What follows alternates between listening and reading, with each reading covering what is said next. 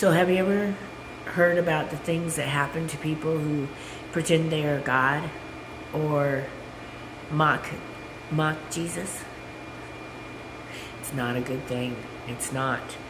Let me tell you about some stories, and we're going to start with the ones that are in the book of Acts. In the book of Acts, there was a man named Bar Jesus, and he went around convincing people that he was the Messiah. He would do black magic, and he was a Jewish sorcerer, and he was a false prophet, and he was going around telling everybody that he was the Messiah and trying to convince them by doing magic. Now, there was a governor that Jesus Christ, the Messiah, was trying to convince that he was the Messiah for his own reasons. And this Bar Jesus was getting in the way of that and trying to convince the governor that he was the Messiah. So Jesus blinded Bar Jesus. And he had to be led in front of the governor by, they took his hand and led him to where the governor was standing. And Jesus Christ, the Messiah, had sent in Paul to heal him in Jesus Christ, the Messiah's name, so he could convince the governor of who he was. And it did. And then Paul warned Bar Jesus to never do that again, because there would be a lot worse things that happened to him, right? And then there was King Herod. And, he was not a good king anyway.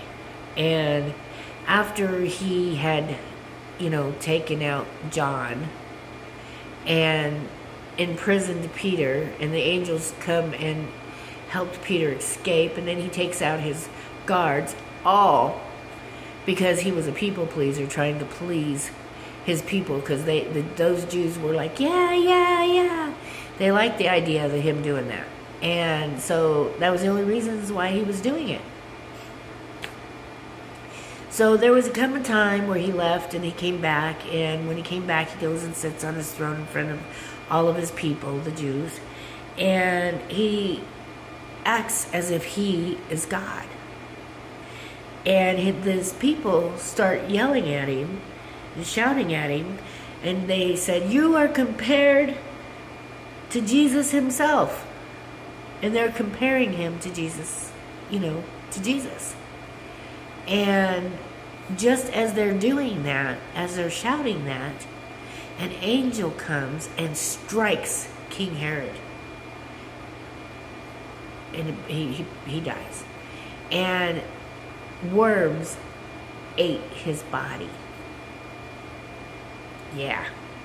Well, that was in the biblical days. Now let me explain to you some people who, in these modern days, have done the same thing in the things that happened to them. Didn't think that could happen, did you?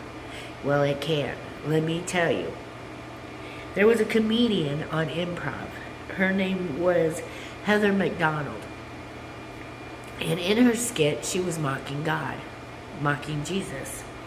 And right after she mocks Jesus, she passes out and falls and hits her head. She did. In front of everybody. And then Marilyn Monroe, Billy Graham had told Marilyn Monroe that she needed God in her life. And she tells Billy Graham, "I don't need God. You can take your God and leave me alone, because I don't need your God." Shortly after that, she loses her life. And then the guy who invented the Titanic, the big, huge Titanic, his name was J. Bruce Ismay. And he made the statement that God himself could not sink the Titanic. Well, God himself sank the Titanic.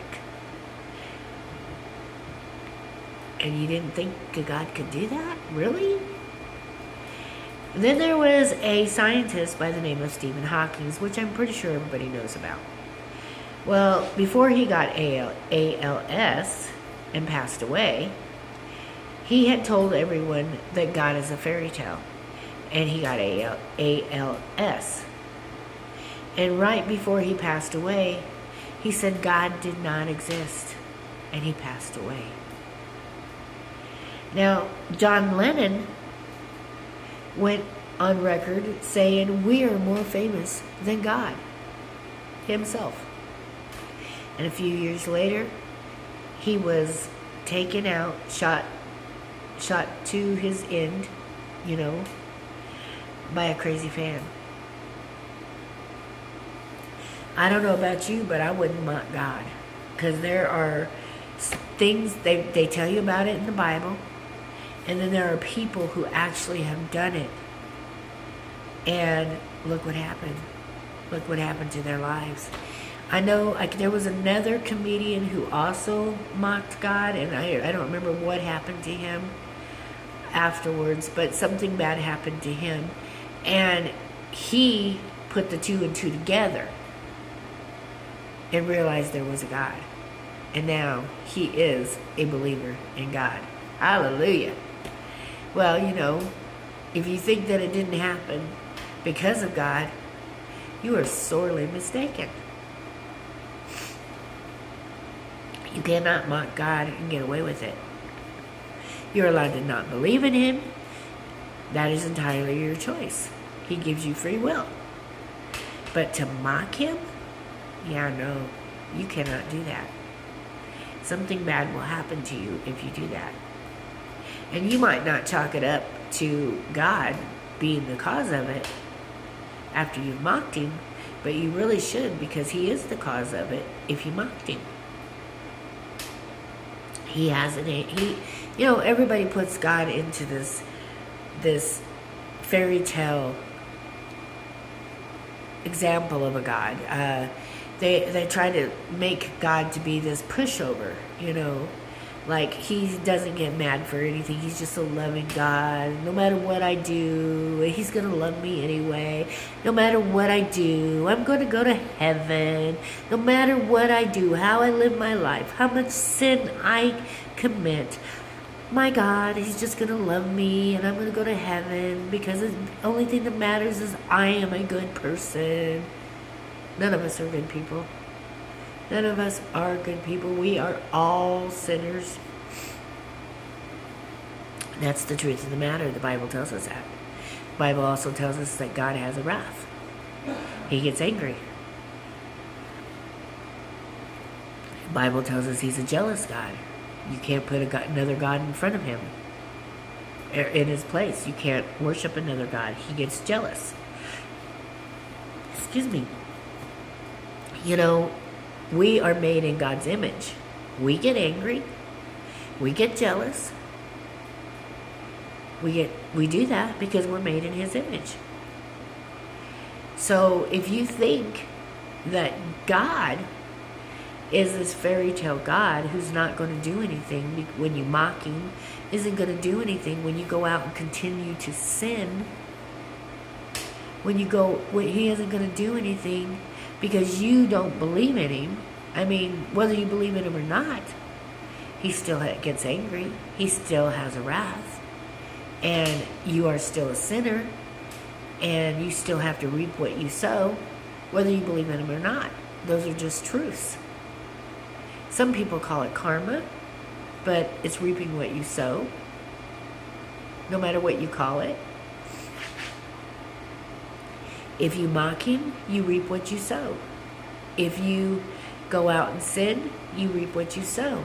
And if you think that you're going to go to heaven by not accepting him into your heart and following him, you're fooling yourself.